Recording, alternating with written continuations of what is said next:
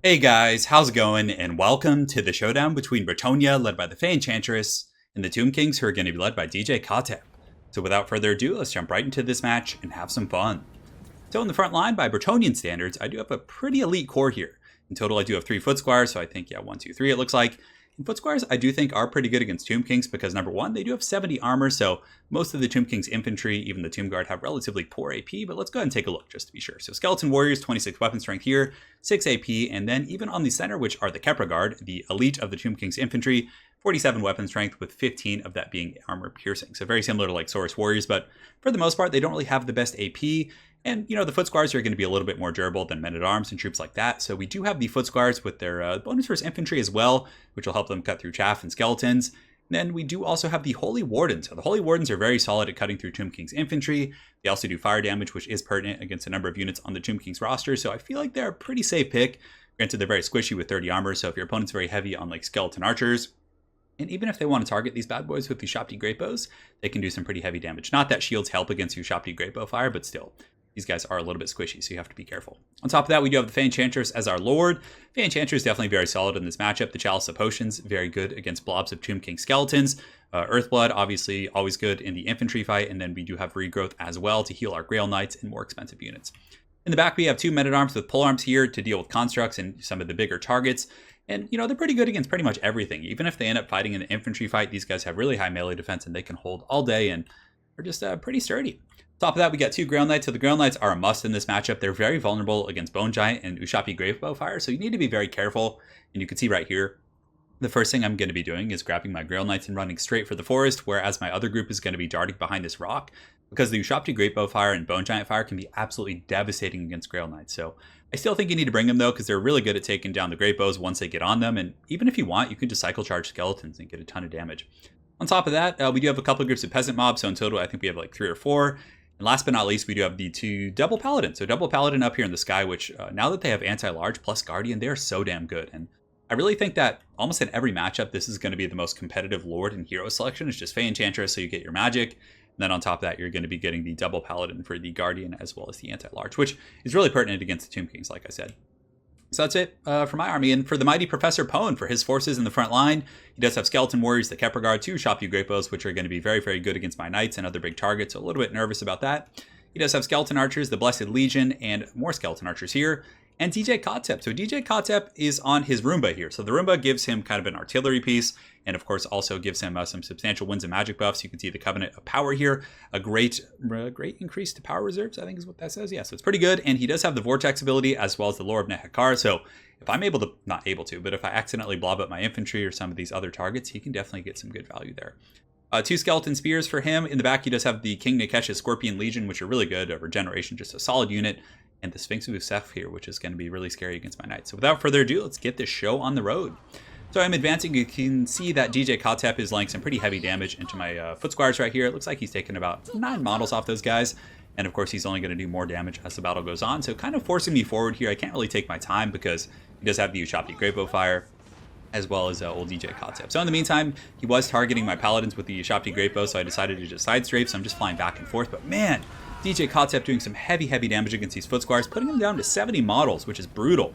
Thankfully, the Holy Wardens are a little bit healthy, so I was kind of grateful he wasn't targeting those guys. But nonetheless, foot squires are a unit that you want to protect for the most part. But yeah, the DJ's having his way, you know, blasting some of them sick beats. But Professor Pone, of course, realizing these guys are pretty squishy, is going to be targeting the Holy Wardens with his archers there, which is going to do a lot of damage. But in the meantime, I do get a really good kind of lance formation charge against these Skeleton Warriors on the flank. So you can see it does a ton of burst damage. It only kills 6 models, but by the time we get out of there, we take them down about 20% of their HP, and hopefully we won't lose any Knights on that engagement. We're basically planning the same thing on the other side. You can see the Knights of Bretonnia coming in for a lance charge, but some of them getting Last Samurai by the Ushapti Great Bows. But man, that is a deep charge. It goes through like the entire skeleton formation, so that was just sheer brutality right there. And you can see they're actually crumbling. I don't know if that was worth it, though, taking that damage on the charge. But anyways, the Holy Wardens have leaped into the front line. They're going to start smashing some skeletons. And this is basically what the Holy Wardens were designed for. You just want them to be smashing on low-tier troops. They hit incredibly hard. Fire damage isn't going to matter against skeletons because they're not weak to fire or anything, but nonetheless, they're going to get through there pretty quick. The very damaged foot squires are going to be engaging the Kepra Guard, which is going to be pretty bad. Nonetheless, they do some really good damage on the initial impact, but yeah, those foot squires aren't going to last terribly long. Basically, at this point, I'm grabbing my peasants, my men-at-arms, I'm just wrapping up and around the formation because I need to collapse because he has so much firepower, and it's getting a little bit dicey here. So I do leave these foot squires as well as these Grail Knights, who I was trying to pull back, and you can see I do use a regrowth, but I wanted them to be fighting against this Sphinx right here. You can see the peasant hordes are trying to swarm, but Professor Pone has done a pretty good denial here. He has set up his spearmen, so I really have to hustle around his formation to get where I want to go. Bounce power is pretty even. If anything, it's a little bit in Pone's favor because he was doing some really heavy sniping on the Fey Enchantress. That was completely my fault. I should have had her in the fight or further back, but she took a ton of damage from the Skeleton Archers and the Blessed Legion and the Ushabti Great Bows. The Paladins will be engaging here in just a moment with the Sphinx, but on the far side, I'm getting my Knights around, as well as the Peasants, so I do have my Spearmen at arms here, fighting against the defending Skeletons. The DJ Kotep and his Skeletons are kind of running out of defenses, and you can see the Peasants of Bretonnia are rushing through with their pitchforks and their hoes and all kinds of good stuff. And Chalice of Potion from the Fey Enchantress coming down and doing massive damage against the Blessed Legion and these Skeleton Archers, so that was a really good engagement there. And finally, our Peasants, these Track Stars of Bretonnia, are kind of rushing around, and we're going to get a fat, juicy Lance Charge in the back because my Peasants and Spearmen at Arms were able to distract the Spears, and this is going to be so good and tasty. You can see the Grail Knights coming in here. They still have pretty much their full models, and they get a ton of damage and are just going to melt those Skeleton Archers. Once they're able to melt those Skeleton Archers, they can then move on to the Ushabti Great Bows, who are doing a lot of damage. So this is kind of the big fight right here. The Sphinx has just been battling it out. It looks like the DJ Kotep was able to get a really good Vortex and actually kill almost all of my infantry there. So you can see these Foot Squires and other troops are terrified and running. The Grail Knights took a ton of damage. We did get a lot of work done on the Sphinx, but he's still half health, and he's just basically fighting these two Paladins. The Fey Enchantress is nearby. I was a little bit scared to bring her in because the Sphinx could potentially pimp slap her, but we're having to be really careful. But man, look at that. That Sphinx just whoops on those Paladins. They have to retreat right there. We have one noble Paladin of Bretonnia fighting. The Foot Squires will be rushing back in, but this is a very, very scary fight here. In the other frontline engagements, it's going a little bit better. The Battle Pilgrims as well as the Men-at-Arms have pushed through.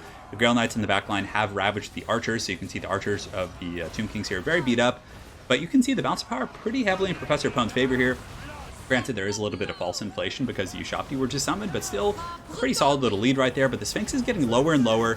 He does use the Djov's incantation of the Cursed Blade right there to make him a little bit more jacked. But the Fey Enchantress comes in, pops a heal, heals up the Paladins. And the Paladins are kind of swarming with Foot Squires who do have some AP. Their melee attack is really low against big targets, basically. But, you know, for the most part, we are able to drag this guy down. And Professor Pone is doing everything he can to keep this bad boy alive. But the Paladins with their anti-large, and now the Fey Enchantress in here is going to be lowering its melee attack, but it looks like that one Paladin unfortunately does break off, but hopefully we can drag this thing down. It is so low, and down it falls. Now you can see for the first time the bounce power coming a little bit in my favor here, or not my favor, but back towards the middle. And I do also get a really good Grail Knight charge into these Ushabti Great Bows. The Fey Enchantress is coming in here, and it's looking like a very close battle. In the back, the Peasants are just mucking up the Archers. His summoned Ushabti are degenerating. Unfortunately, the Kepler Guard are in pretty good shape, 74 models, and of course have a lot left towards their healing cap here. So it's looking pretty wild, but yeah, the Ushabti Great Bows are just melting. So the Grail Knights came in, got a nice rear charge, and man, they're just punishing these Ushabti. DJ Kotep coming in with some of those sick beats right there is able to hit some of the infantry. He does some pretty good damage against Foot Squires and the Holy Wardens, but they're still fighting as the Holy Wardens are pretty elite high leadership units. Only 300 models, but man, those Ushabti Great Bows just got deleted.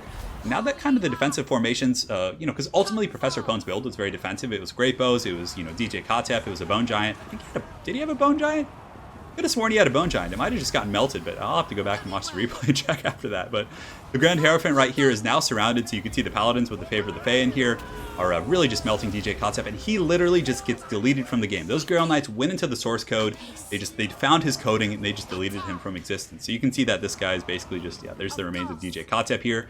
The Grail Knights of Bretonnia able to rally really hard in the fourth quarter, and even though the bounce power was in Pone's favor, a lot of the units that he did have left were relatively, you know, easily countered by what I had left. So anytime you guys are in a game and you're down in the bounce of power and you see that your opponent's ahead, don't give up. Look at the battlefield. You might have units that are pretty much a counter to his more powerful units that he still has left, and it's really not going to be as bad as it looks there. And, you know, that was kind of a case of that here in this game. And you can see the rest of the Tomb King's forces are going to crumble, and the noble knights and foot squires and soldiers and peasants of Bretonnia were able to pull out DW against the foul Tomb Kings. So yeah, I like the build quite a bit. I think double Paladin is pretty crucial. It allowed us to take down that very annoying Sphinx, which is normally a nightmare for Bretonnia to take down. So I think that was a really good change by Creative Assembly, giving them the anti-large bonus. Fey Enchantress and the infantry did their job.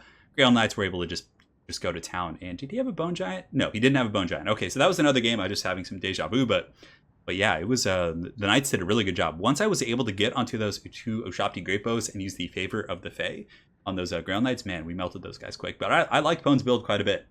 And I really think this is kind of the direction you go to really take out Bretonnia. You just get a pretty wide infantry corps, a couple spears. I'm probably not a huge fan of the skeleton archers. I think just cut those guys and maybe get like some more defensive units, maybe like some halberds, tomb guard with halberds and things like that. But I really do like the Ushabti great bows as well as the Sphinx. That took a ton of resources of mine to bring down, and it still did a ton of damage to me in return. It basically killed one of my Grail Knights and then beat up my other two Paladins, which was pretty crazy.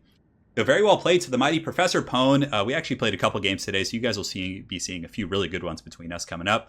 So thanks again for playing, man. Hopefully you guys enjoyed seeing Bretonnia in action, and we will see you guys next time.